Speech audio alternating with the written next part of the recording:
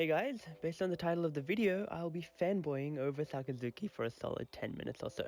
Only halfway through the 4-week break for the manga readers at the time of this recording, so just hang on a little while longer. This is basically just a list of all the things that I respect and admire about this character, and hopefully you might agree with where I stand. Full props to Oda for generating such an intriguing character, and without further ado, let's get started. When it comes to his character design, let's start off with his dress code. His pre-time skip outfit with a sleek, slim-fit, red formal suit with a cute bottoneer, according to Google, is just a pink flower on his chest pocket.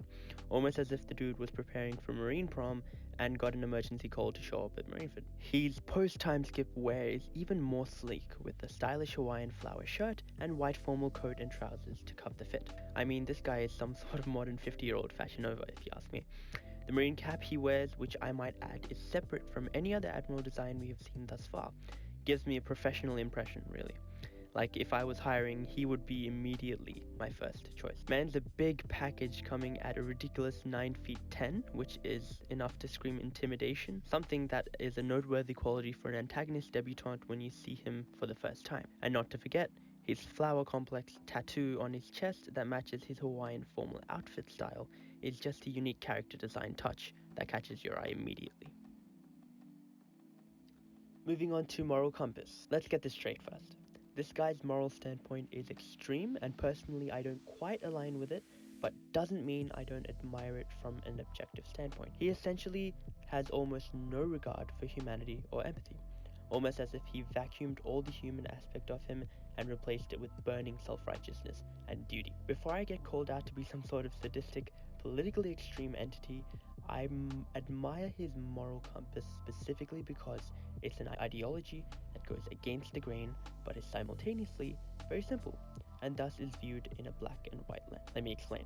It's easy to follow the politically correct ideology and share that opinion, but going against it to express your individuality is courageous and admirable, and that's exactly what Sakazuki does, albeit in the shoes of an antagonist. And when it comes to the simplicity of his extreme moral position, it's essentially a straight path for him.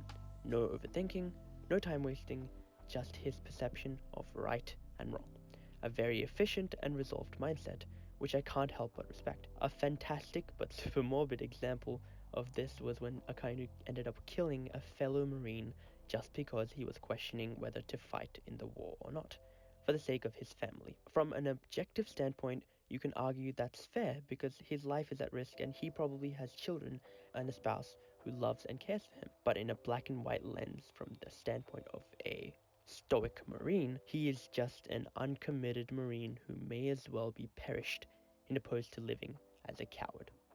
Very few people would resort to such stark conclusions and commit murder, but to fulfill this without question makes Akainu ridiculously focused and respectable, and a consistent character in general. To put his moral compass to the test, Sakazuki embodies it through his belief in absolute, unwavering justice. The notion of absolute justice, fittingly according to the One Piece fandom, is as follows. Supporters of absolute justice believe the eradication of all evil and illegal activities and the prosecution of those who violate the government's laws is the highest priority, even if it requires sacrificing innocent lives or engaging in moral acts, since the ends justifies the means. So simply put, Sakazuki is someone who believes that all evildoers, regardless of where they stand in the range of malevolence, must be vanquished at all costs, even at the cost of innocents and Marines alike, since the ends justify the means. Empathy and humanity is good and everything, but when making a decision and balancing between both the right and the wrong, as well as complicating it with how good or bad the person in question is, or how old they are, for example, delays your decision and potentially gives the chance for evil to prevail. This is the exact mentality that the Magma Goat upholds, and is exactly why he put a hole through the chest of the son of the Pirate King, second fleet commander of one of the strongest pirates to roam the seas, 5 his days. It's inhumane. He's just a kid, some might ask. It's too subjective and extreme. Why? Because the ends justifies the means. Sakazuki was resolved and persistent on accomplishing absolute justice, and he got his way. It was incredibly well demonstrated. I wish I was as persistent as he was, obviously in a different context. Doing so would have gotten me to greater heights and would do the same for absolutely anyone. It's almost something to learn from. Obviously, there is absolutely no way for Sakazuki to accomplish any of his goals without possessing the power to back it up. Starting off with his Devil Fruit, beyond boasting the highest caliber of offensive power in the verse, it's just a super dope and visually appealing power. How he's able to generate shapes of fists falling from the sky in the case of Ryusei Kazan, or in the shape of wild dogs in the case of Meigo, it makes you want to have his power for yourself. Just imagine having a freaking massive magma fist, or a hound dog that is embodied by magma chasing after you. Imagine how frightening, terrifying that might be. Although in real life it may not be so versatile or useful for everything, if you're given a list of devil fruits to choose from as a shonen manga reader or an anime watcher, the Magu Magu no Mi wouldn't be too far off your first preference.